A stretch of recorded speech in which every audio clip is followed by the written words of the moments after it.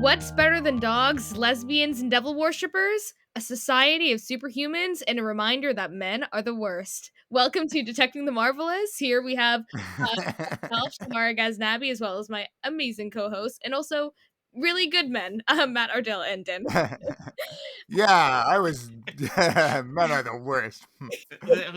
We can suck. We can suck a lot. But yeah, How no, are you it's guys fine. There's doing? plenty. I'm good. Good. Yeah, good until that last comment. No, yeah, I mean, there's a lot. There's a good case made for it. It's very apt intro for sure. For sure. Oh, thank you. I try my best. Yeah, Yeah, what a amazing. I love anytime we get to read about the bearded legend Alan Moore and yeah, yeah. because I do love his stories. I fell in love with him after we talked with Sasha Wood about Tom Strong, and this Right. Yeah. happened in its own way. And yeah, what did you guys Yeah. think of this one initially?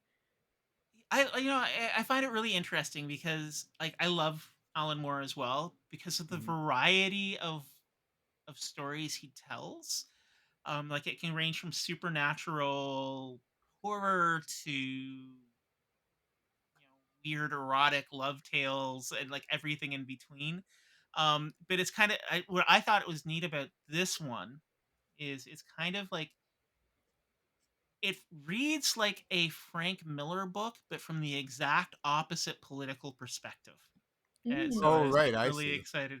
Like it's like Yeah. men are men and women are women and men protect women and women should like just take it kind of thing. Like there's these characters in there, but it's like where a Miller book is like, yeah, like Sin City or something like that. This is like men are toxic and shitty. Yeah. It's So like it's kind of if Sin City learned the right lessons, I guess. yes, yeah, Yeah. yeah.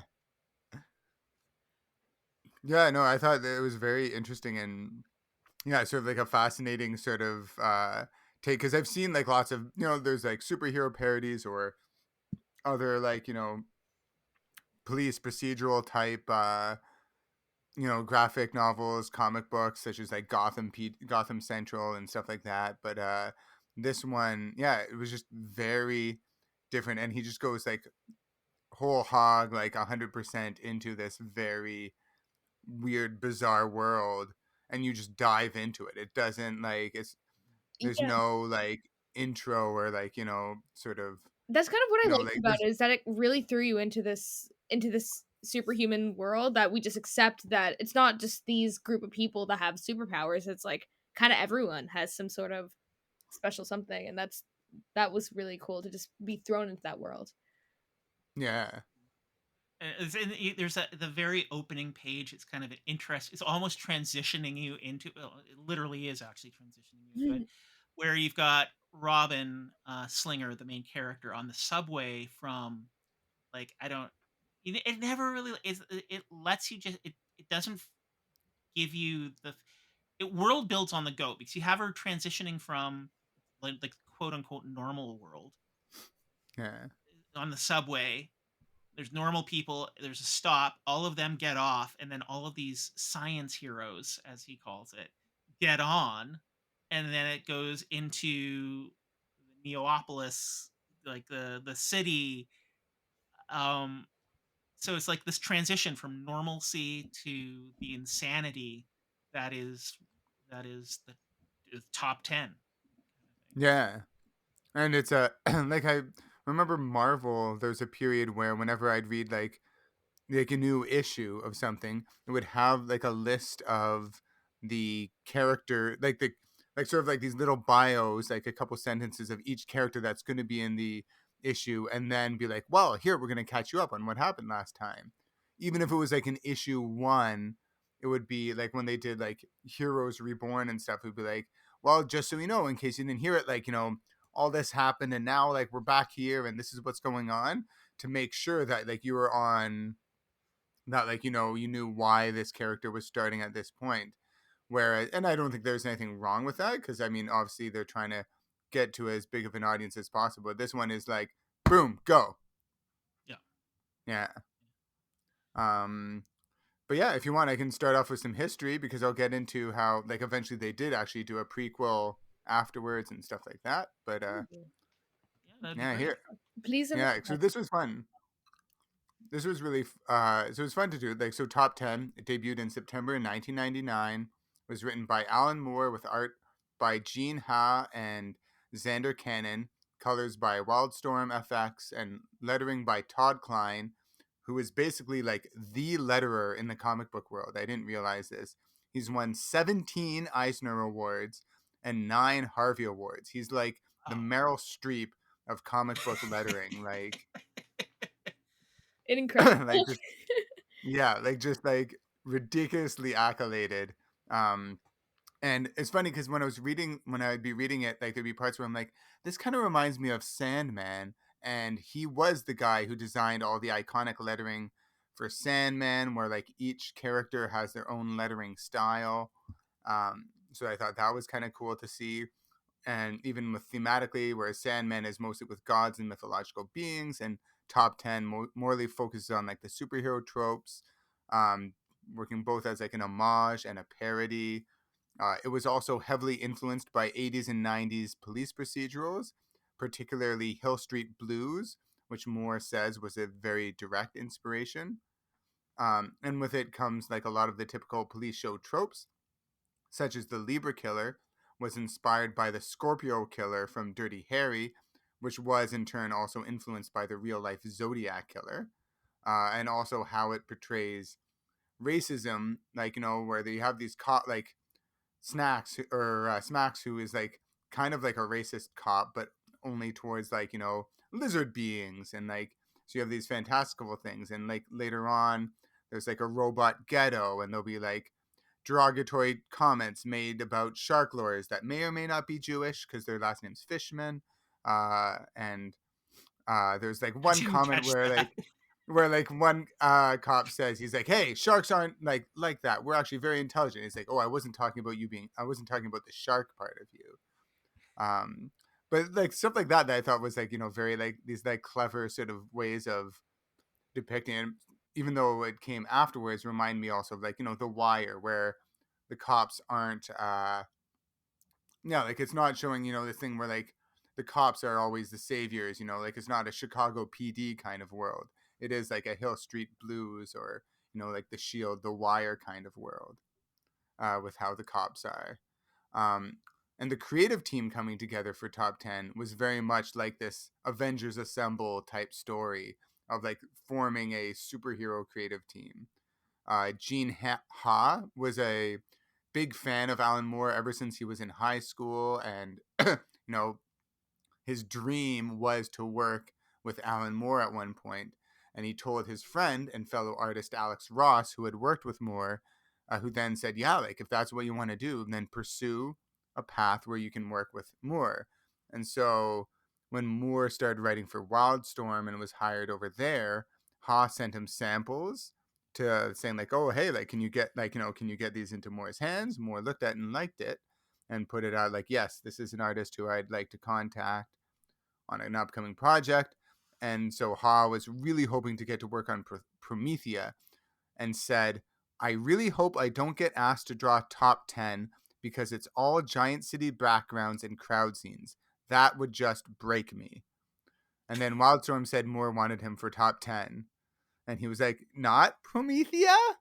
And they were like, no. And so he was like, well, yes, of course, I'll do it. And so he's had luckily he had like a year to start working on Top 10 before it would get published, but then realized it was just too much work for him as one person to really do it justice. And so he had another artist in mind who he'd worked really well with before, but that artist fell through. And then Xander Cannon came in because they'd met at a comic book signing at a comic book shop in Indiana that had like a terrible turnout, like a really dismal showing, but it gave them a chance to just sit around for a few hours and chat and strike up a friendship, which is like that kind of like two superheroes who meet in like a bad situation, then years later be like, you know what? I know just the guy I need to call in for this. And so, like a year or two later, Cannon moved to Minneapolis, where Ha lived. And so, when this other artist fell through, Ha was like, "Oh, Cannon, like, can you do this?" And they were buddies. They liked each other's works, so they got along. So I don't know if you noticed, and I don't know if I realized this. I don't know, or at least I didn't realize until later on. But so the first 12 pages of the first issue were drawn by Gene Ha on his own, but then afterwards it is the two of them working together. So the style does shift halfway through that first issue, where then they really started coming together, and they both loved each other's work. They worked really well together. And when you hear them, when you like read interviews of them talking about working on that project, like Gene Ha is all like, "Oh man, look at what like Xander Cannon did to like where because Gene Ha had to design before they even started writing anything or like drawing anything. He had to design all the main characters, but then Xander came in and designed all the other like more like side characters or things that Like people who Meester Easter, pardon." like Meester Easter. Like Meester Easter, yeah, and then Janice, who's like the two-faced, Yeah. yeah, sort of like receptionist, operator, yeah. So then he had all these really great ideas that he brought to it, and then like literally like the best, yeah, the Meryl Streep of lettering comes in, and you've assembled your Avengers or like Justice League level comic book creation team. Now, that said, Top 10 only lasted 12 issues over the course of 2 years. It did win the Eisner in 2001 for Best Continuing Series and had several spin offs, including a Smacks miniseries in 2003 that was written by Moore and drawn by Xander Cannon, which took place, pardon me, which took place exactly after Top 10 finished. And then in 2005, there was a graphic novel called Top 10 The 49ers, written by Moore and drawn by Gene Ha, which was like the prequel story of how the team, comes together at the best Neapolis's finest at the 10th Police Precinct end up sort of working together. And Moore then also wrote a short story called Dead Fellas, where the Neapolis superhero cops take on some vampire gangsters. So there was like a bunch of different bunch of different iterations of it afterwards, but it didn't have like a huge run, and it is this thing that just ended up always having a bit of a small cult following. If there's gonna be a spin-off, of course it's gonna be a Smacks spin-off. Yeah. Uh, but you Yeah. know what though? Any of these characters are deserving of a spin-off. Like, Yeah. Jackie, for example, like would be a Yeah. cool character. Or I honestly, Even like yeah, yeah, I was gonna say even Lee, the one who yeah, she's like Lee. got the painted like her body like chrome, that where she can change the color and patterns on her body. Yeah. Um, yeah, which is yeah, a great bit that how it's addressed in the comic. Yeah, and I mean, I think you could. her and her dynamic with Irma is even like one of my favorite parts of the comic. So like a duo there. Yeah, Yeah. like that would be Yeah. great just to see like an issue just focusing on them. Like where they're like having a side, like a side story like that would be really cool. Absolutely, because there's Even like the throwaway characters, like the Zen cabbie, who's not he comes back, but like Yeah. that's just fun and silly concept. There's so much in any panel from a character point of view, from a story point of view, that Mhm. you could take anything out and build a story from it. For sure. Which is why I can also say like I can see why it was so daunting for the artists. Mhm. Because like it is very detailed with everything, and like there's lots of because even there'll be like the ongoing like what's it called, the ghostly goose or whatever, who's like just yeah, Yeah. like sort of like women in the background constantly reporting having their butt grabbed by this like ethereal ghostly character. Yeah.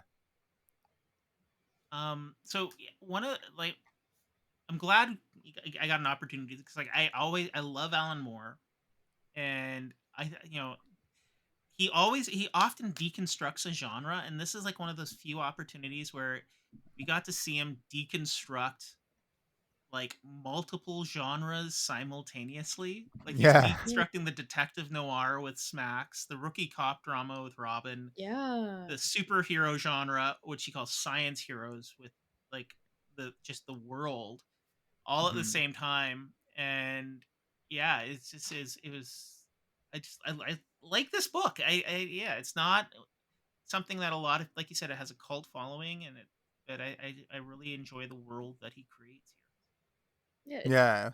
it doesn't feel like too much, at all, and all things kind of weave into each other. Things that I thought would be more present were actually just more fun, sort of like the Zen cabbie. I thought that he was gonna have like a bigger role, and maybe he does in the later issues, but I didn't realize he was just like kind of for fun, like which I really appreciated. Yeah. I will say, yeah, because this doesn't like have with like usual, even though it does have that like police procedural aspect to it, it wasn't, and it was something that took me a little while to get used to it. But once I got into it, I was like, cool. Where it isn't like this is the crime that we're focusing on this issue. This is like each issue like it kind of jumps around. There's a few things going on, and like there's different there's like, like three or so main cases.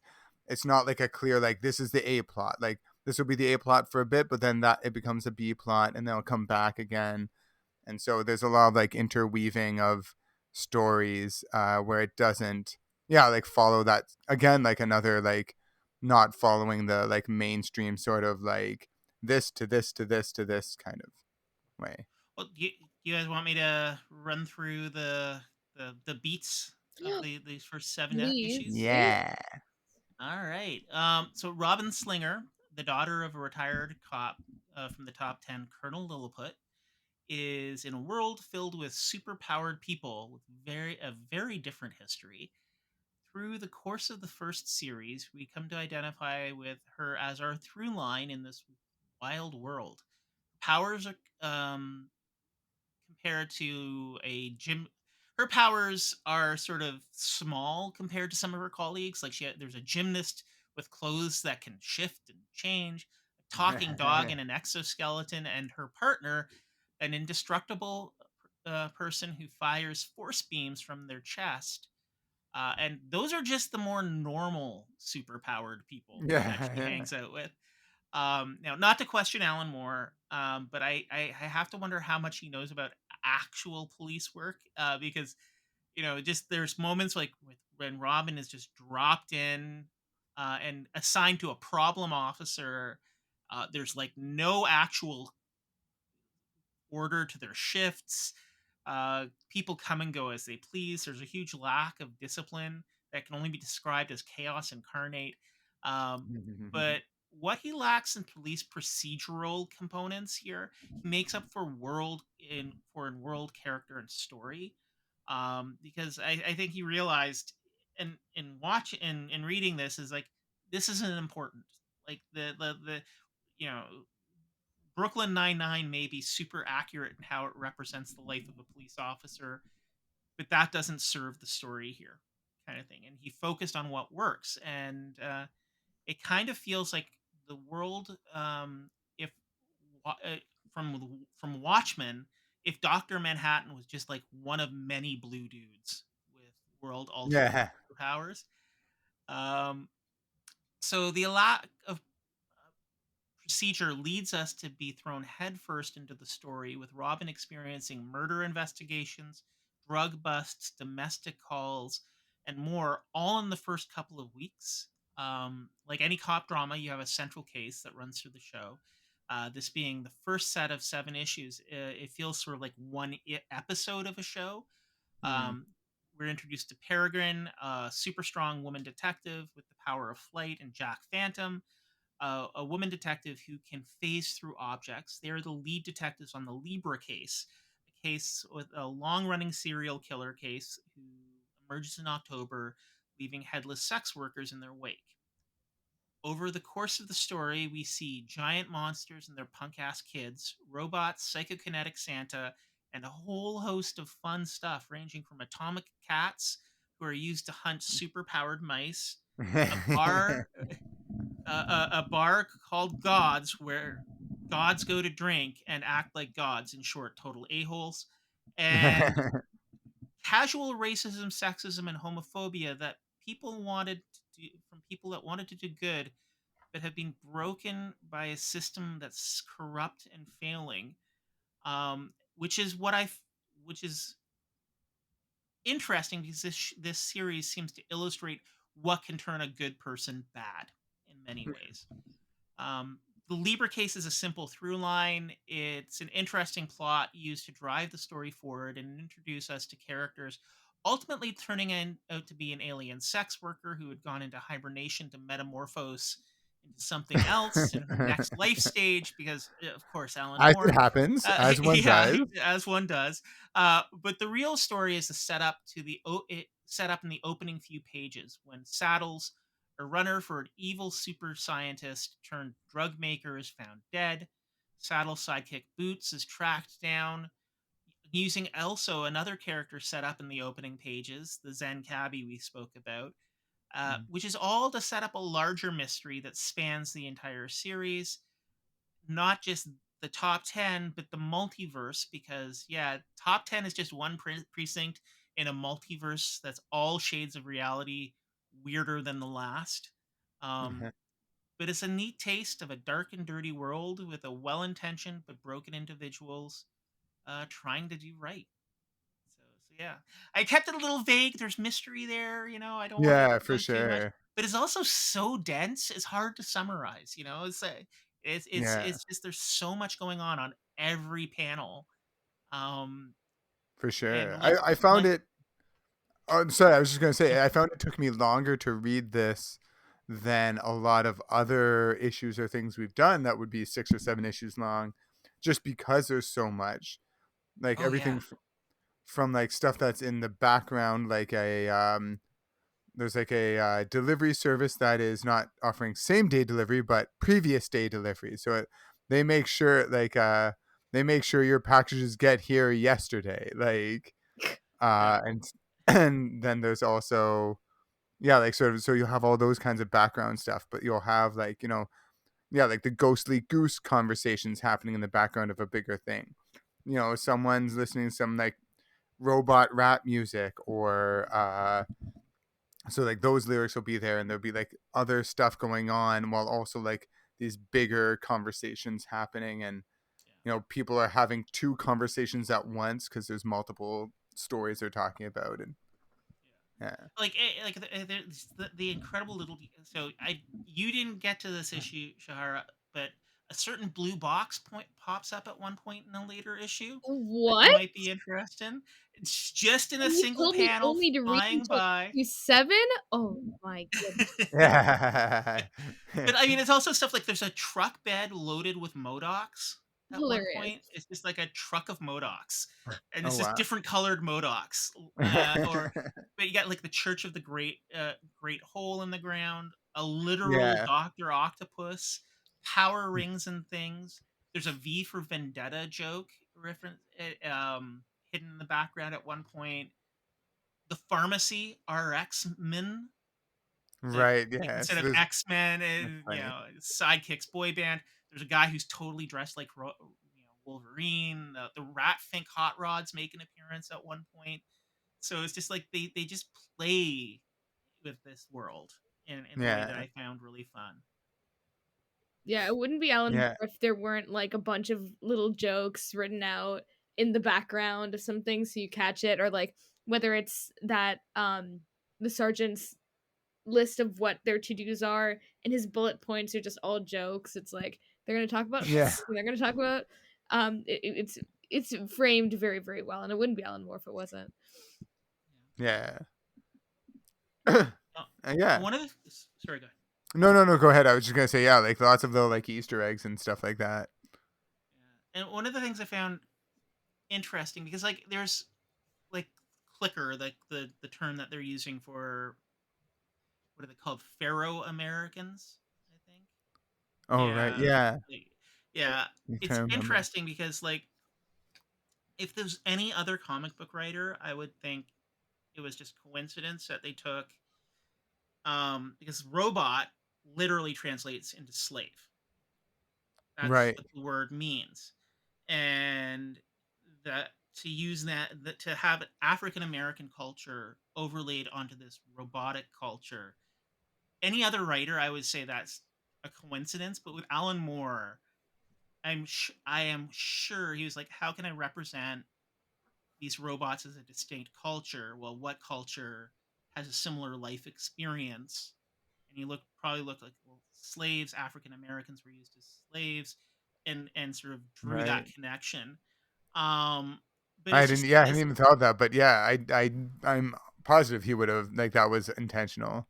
yeah, and it's just it's a fleshed out world where, but you don't aren't handheld. Like you Yeah, never like it's like you have all of this chaos, but it feels real and grounded just because it adheres to the logic of the universe that it's set in. for sure. And even like character interactions being very like sort of being grounded in like sort of very like our own real world, but like still just in the representation of this. Like a clever bit like when Sung Lee finds out that the dog, her sergeant, is colorblind, and then like realize so like she has like all these colors that like change on her body strategically so that people can't see her full frontally naked because she doesn't wear clothes. But then so then she just goes up and punches him, and then he gives this explanation where I'm like, at first I was like, really? That's she's gonna buy that? Like sort of being like, oh, like I'm just a dog. How could I, And I'm actually dating this boar's eye pup named Mitzi, and she's like, oh, that's a sweet name. I'm sorry, this was just a misunderstanding. And then later on, he like you see him talking to someone. He's like, and she was buying it, so and I was like, oh, I knew it. Like that Yeah, was like that seemed like such a half-assed explanation. Um, and it's not like an big plot plot point. It's just something that like kind of like gets brought up or like mentioned, be like, oh, why did you punch the sergeant? It's like, oh, it was a yeah. misunderstanding, don't worry about it, kind of thing. And at the same time, he's also one of the most charming characters in the Yeah, entire story. Like he's the one who, and I mean, I think it's interesting because you have this recurring theme where people are nervous or stressed out. Then he comes in because he's a dog; they feel safe because everybody right, and loves he's a pet comforting. dog. Um, but so he's a dog, like in the Yeah, he's a colloquial dog. sense, Yeah, So it's like it's just this multi-layered. But I mean, like yeah, even and then you have people like Dwayne, the cowboy, Yeah. guy who yeah, surface read a-hole, just like this macho strutting cowboy. But yeah, he and headed Pete very much feel like well-intentioned idiots. Yeah. Like hmm, they don't mean to be bad. They're just slow-witted in certain ways. Like Pete lets go Immunity Girl, who becomes a victim of the Libra killer because he's just like he felt for her. He's like this kid yeah. didn't want And to I run feel her like when I in. read that, I was like, oh, he seems like he's doing the right thing. Like he's Yeah. not, Yeah, I feel like I he's would've being in. yeah, I would've probably done the same thing. You're like, "You know what? You go on, but be safe." And then obviously we know what happened, but yeah. yeah, Yeah, and then you got Dwayne, and then later on in like issue 6 or 7, when he's with Jax and he's yeah, flirting with her, not to really flirt with her, but to cheer her up, Yeah.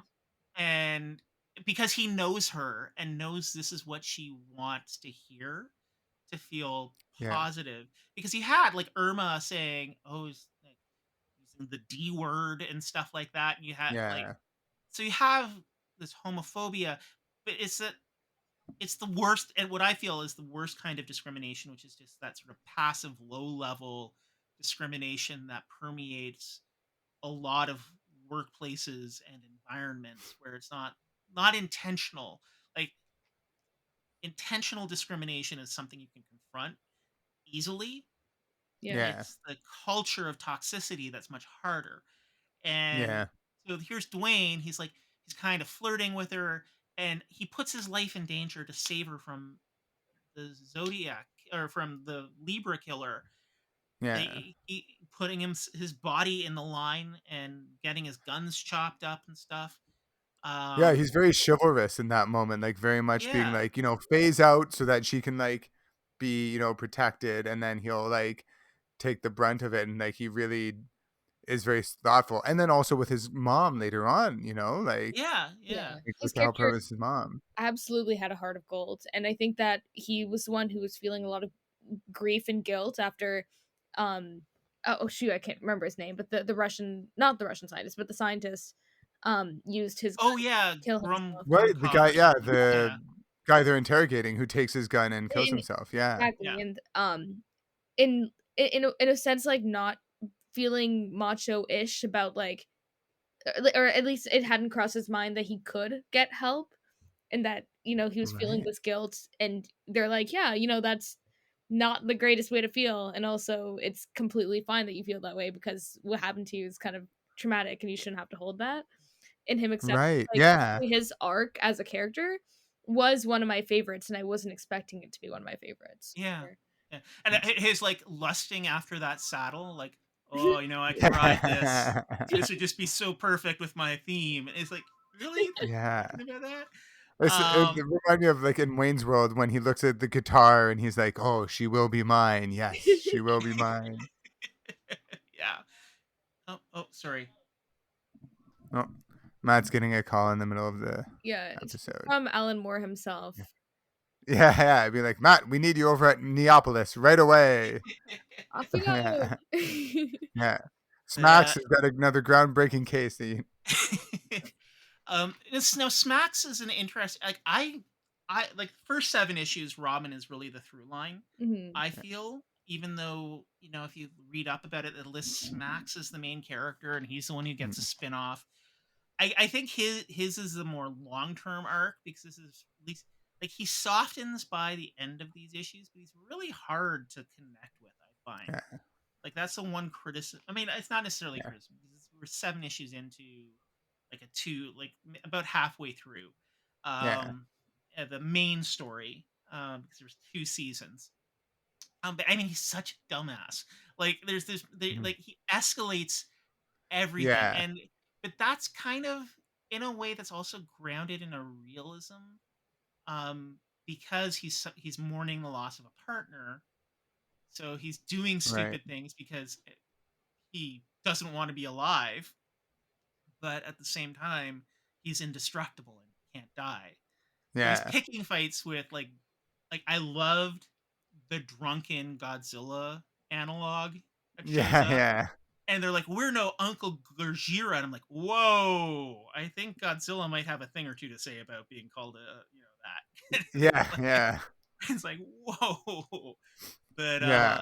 yeah. Yeah, I do. And And like, yeah, like how he just like goes like they're like calming down the lizard, and then he comes in and he's like, "Oh, ready for another ass kicking, eh?" Or yeah. like, and then when he like gets in at the Gods bar, when he gets into a fight with I think he punches out the God of Evil. Yeah. Like, No, he punches out Thor. oh, he So punches out Thor. yeah, Yeah, and that's another thing too. Is like another a tangent here, but I love like the smartness things are written with by Alan Moore because mhm, the way he's portraying, like in that God's bar, you have um like it's the same kind of detail, like how there was a literal Doctor Octopus in the prison, right. an octopus with a stethoscope. Yeah, So Doctor Octopus, it's the same layer in Gods, where he and Neil Gaiman have some of the most actually realistic portrayals of Nordic gods in comics because they become such go-to. This is sorry, I'm getting into it. yeah, They're like Thor and Loki and all of these characters are so go-to with comic books, and both like you know DC and Marvel touch them because they can both plumb them infinitely. But Thor was an idiot and brash and big and bold. They were vain and headstrong, and so you have this God's bar where all the other gods are like Jesus Christ. The Norse gods are making a scene again. They're such yeah, trash, and Loki is kind of just fucking with all of them, and he's got like in Loki. One of the things he can do, you don't see this, he can control fire, so that's why he has a flaming beard. Right, Like this yeah. is like these are they know their mythology, but also even the graffiti is intelligent.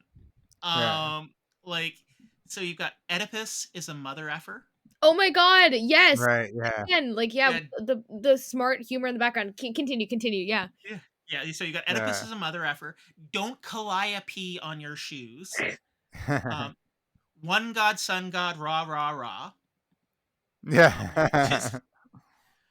I suck at Cheryl and then a phone number, and you can guess what's cut off. But that's a mythical monster in Odyssey and Jason and the Argonauts that creates a whirlpool. And there's actually a saying, that a Greek saying that came out of that that sailors use when in trouble, like caught between the straits of something in Cheryl, which means there's no good choice. So it's just Oh, like, okay. and there's like just and there's one that's cut off that I'm like, oh, I really wish I could see the rest of that frame to know what that reference is. But Yeah. yeah, it's just like everything is so smart and so informed. Even like the Um, little like racism from the Greek gods towards the like German slash Norse gods being like, before the German gods showed up, like we could enjoy the place, but they're like those gods, like those people, like yeah, yeah, very like a very fun way of yeah, like sort of yeah. yeah, and even like Janus, which that is a Roman god. Yeah. She's Two the with Roman two god of faces looking two backwards and faces. forwards. Yeah, Yeah. yeah, like so it's just like these. Yeah. Like, if he didn't, like, read the encyclopedia as a child, like I did, Yeah. like, there's so much that would be lost there. Yeah.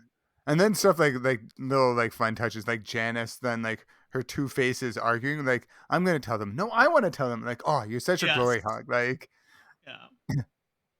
Yeah, Like and lots of I yeah. sorry, go ahead. I was gonna say like lots of great little personality. Like each like even a character that's just there for like a couple of panels like has its that person's personality fleshed out. Yeah. Like, Absolutely. in the issue 6 or 7, the Santa issue, I think it's like 6. Yeah. there's Yeah. Yeah, that's six. yeah, Yeah. there's kids following the psychokinetic escapee from the asylum, who's and you Yeah. see like these poor reindeer. One of them just like dies Yeah. from Yeah. the shock and exertion. But there's this one little robot kid who's like Yeah. exclamation, "Hooray, Santa!" Yeah. Declaration, "Aww." Like Yeah. just Favorite. that touch with the dialogue is like so wonderful. Yeah, they just like it has a couple moments where like you see like robot character talking, and it's like, oh, I like got a great feel for like what this robot kid's like. Yeah, yeah, Absolutely. It was rightly absurd, like, and also the humor, like, this points of humor in was just hilarious, like, just Rudolph the dead ass reindeer, or like, again, like, Irma and Sun Lee, there was, like, only what I could describe as, like, a cold open to, like, the 2nd issue, where Irma's like, "Wait, so you're naked? Like, I'm driving a naked person right now, is basically what you're telling me?" Yeah, And she's like, "Yeah," and that's, like, that was quite funny, and the relationship that they found with humor. yeah, When and they get along well, but like she Irma kind of uses like an Asian slur, but then Sung Lee calls her cracker, and like they all like yeah, so like it's kind of like they're like saying things that aren't like yeah they're saying sort of like certainly like on PC, not the nicest things to each other, but they still very much get along and respect each other. For sure. I mean, and kind of like what Matt was saying earlier, like when,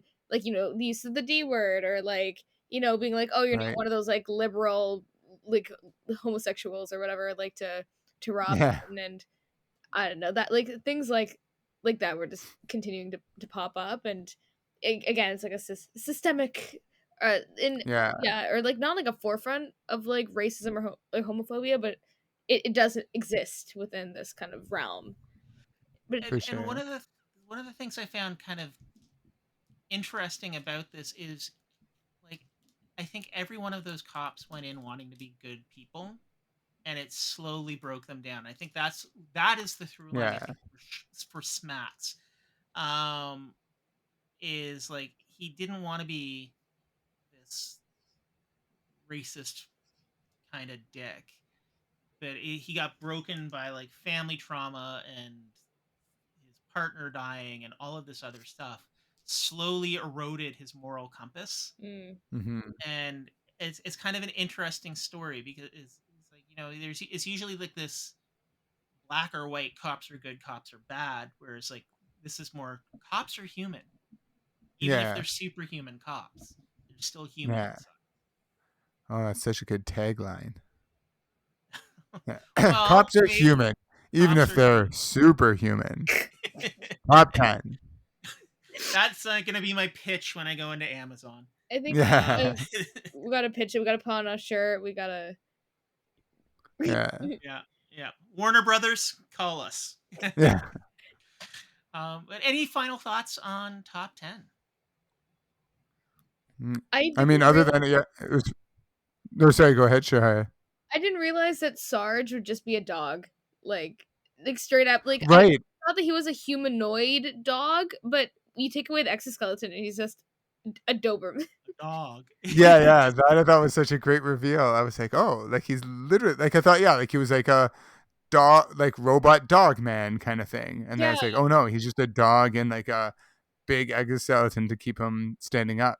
yeah. Which is maybe not the most relevant point, but just something that I found funny. What were you gonna say, Dan? Yeah. I was gonna say it was just fun to this like weird kooky like superhero version of The Wire, my favorite show, and then seeing like those kinds of characters, but in this like like yeah, like this superhero-y world.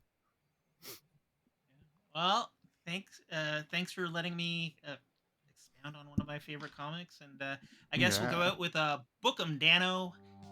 Yeah.